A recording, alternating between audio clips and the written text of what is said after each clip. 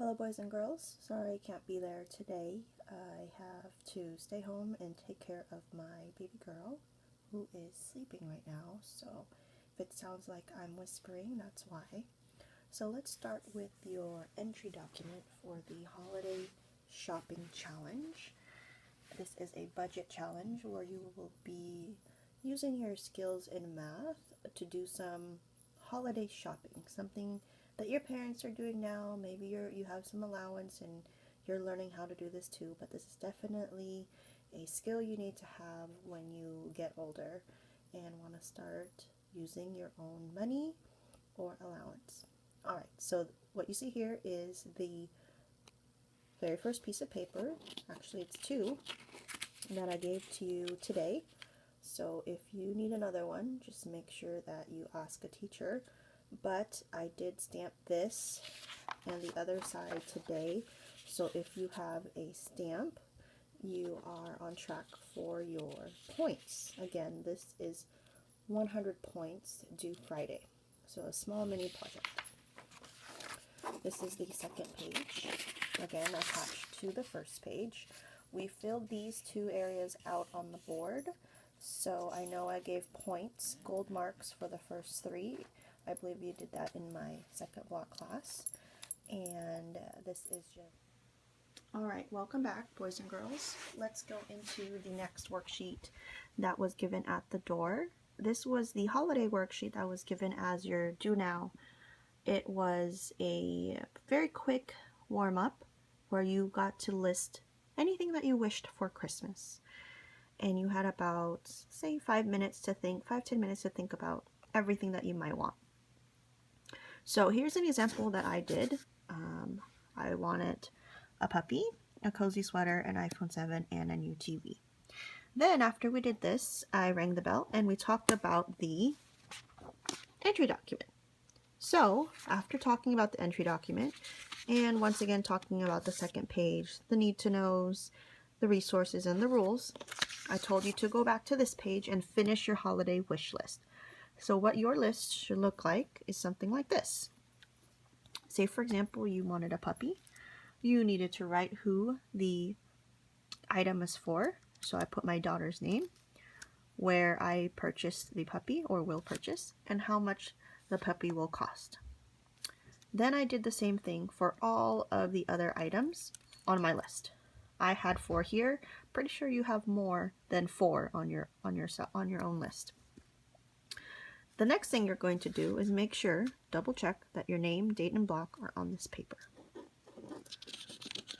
After you're done with this paper, this is just a rough draft. You should have a stamp by now, which will give you points as part of your agency.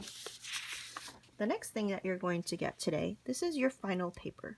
So before you get to this paper, you want to make sure that everything on this paper, you're going to add it up. So you're going to take your calculator and you're going to add it all up, and you're going to put that amount right here. So in this box should be the total amount that you are spending on gifts. Don't worry about the tax. When I come back on Thursday, we'll talk about how to add tax. For right now, you should add up everything on your holiday wish list. The next paper you're going to get today is you're going to take everything on the first list, and it's probably, since it's a rough draft, maybe I won't be able to read it, maybe the handwriting's a little messy, or you made a lot of math mistakes, so I expect this one to be a rough draft. This next one is going to be your final draft, so it's going to be nice and neat, as I have done so here. So I have written who I'm shopping for, the first gift, what the gift is, what website. Here I decided it's from Kohl's.com, and the price. Don't worry so much about this section here because it is not necessary to complete if you are doing this challenge. This is mostly a list if you're really going to do this for real, but since this is a pretend project, don't worry about this area here. Okay, So again, you're going to take the items from your holiday wish list, your rough draft.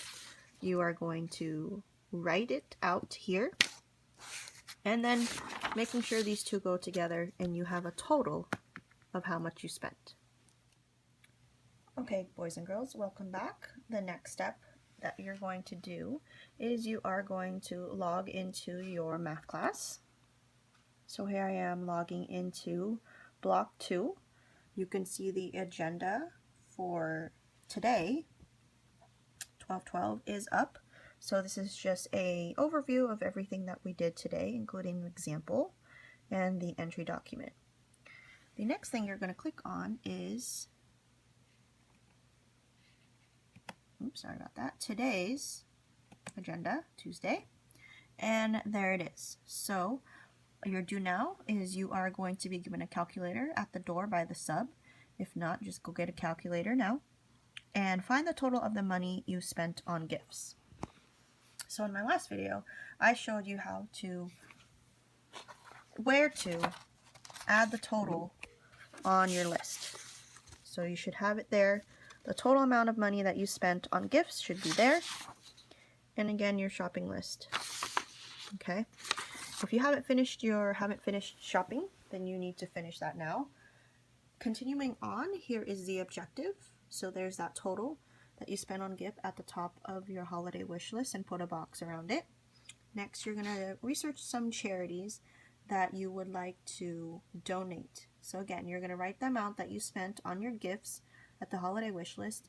Then you're going to get on the computer, just like I'm going to do right now, and I am going to, a charity that I like is the ASPCA. For those of you who don't know what the ASPCA is, it is the American Society for Prevention of Cruelty of Animals. So if you are an animal lover like me, how cute is that puppy? This is a charity that I would choose to donate money to. So I have this in Google. I am going to also choose a charity and write a summary of why I chose the charity, what the charity does, and how much money I would like to donate. So again, you have $300 to spend. If you're going to spend $100 on gifts, then you have $200 left to spend on a charity. And don't forget, you also have to go grocery shopping with that money. So that is step 2. Please look at the example I've put here on Echo. And then in my next video, I will talk about number 3, 4, 5, and of course the homework.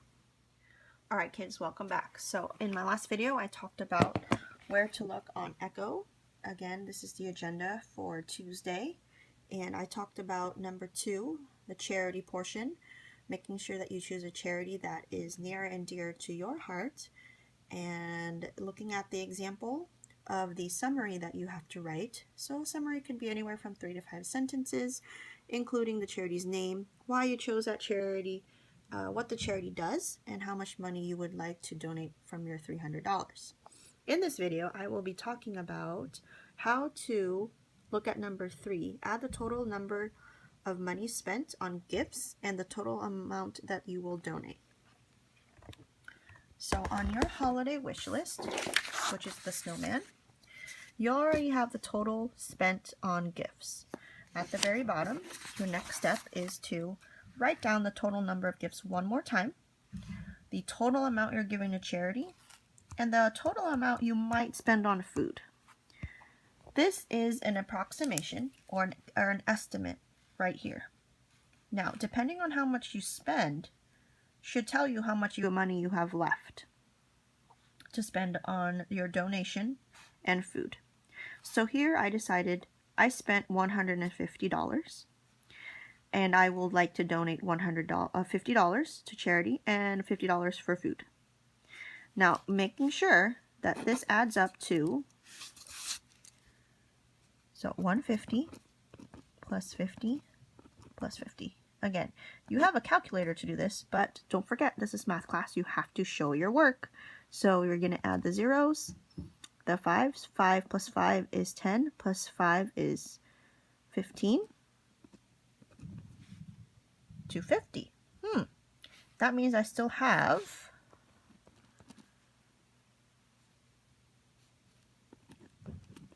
right? This is my budget, my total, and then this is how much I spent. That means I still have $50 to spend.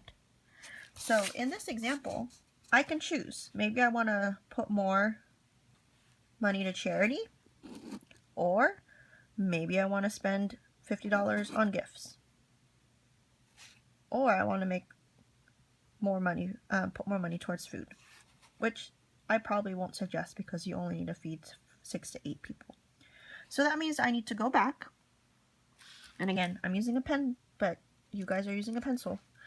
I'm going to go back and decide, do I want to add to my holiday wish list?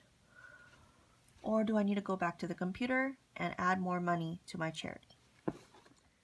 All right, let's keep going forward. This project is so fun. I'm very proud of all of your hard work so far. I wish I was there to see it. Can't wait to come back and see what you guys come up with.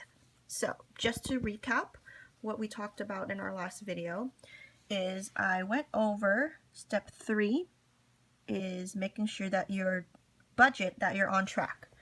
So we have the calculation here on the holiday wish list. I have the total number that I spent on gifts, the total number of charity, and food. I saw that I still had $50 left, so I went back and decided I needed to add some more to my list of gifts, but I also wanted to donate more to my charity. That's where we left off last. Today's video, you're going to look at step number 4. So here on Echo, students will pretend that they are great cooks and bakers. They will find a recipe for a dish they would like to bring to the holiday potluck and write the directions on a recipe card. So for those of you that have never made a recipe before or used a recipe, I'm going to show you how to do that next. So here is the recipe guide that you're going to get. You can see that this is a recipe 4. It lists the directions and the ingredients. And it says from the kitchen of. This is unique because this is where you put your name. If you've ever looked at holiday recipes from your parents, maybe your grandparents, aunt and uncle, they should have a box of recipes that show all the different things that they like to bake for the holidays. Usually it's a great American tradition, and other cultures use it as well. You're also going to see that it serves a certain amount of people. So maybe you are a holiday baker like myself, or I love baking during the holidays. I would take my laptop, and I've already looked for gingerbread cookies. So I put in recipe for gingerbread cookies. And again, you don't have to use my recipe. I would love if you picked something else. So say for example, you want to make a recipe for a drink, apple cider. Also a favorite at my house. You can see the directions here, but I can tell you that the best recipes definitely come from these here, allrecipes.com, or my all-time favorite, Food Network. The great thing about Food Network is that it gives you sometimes videos and step-by-step directions in the form of pictures. And for example, if you want to make other things like apple cider donuts, it will suggest that for you too. Okay, so I am on foodnetwork.com, and again, there's different ones. So you can make a drink. You could also make it with lots of different recipes and ideas like apple cake, apple fritters, apple dessert, and apple pie. Also a great favorite around my house. So what we're going to look at here is I'm going to go back to the gingerbread cookies.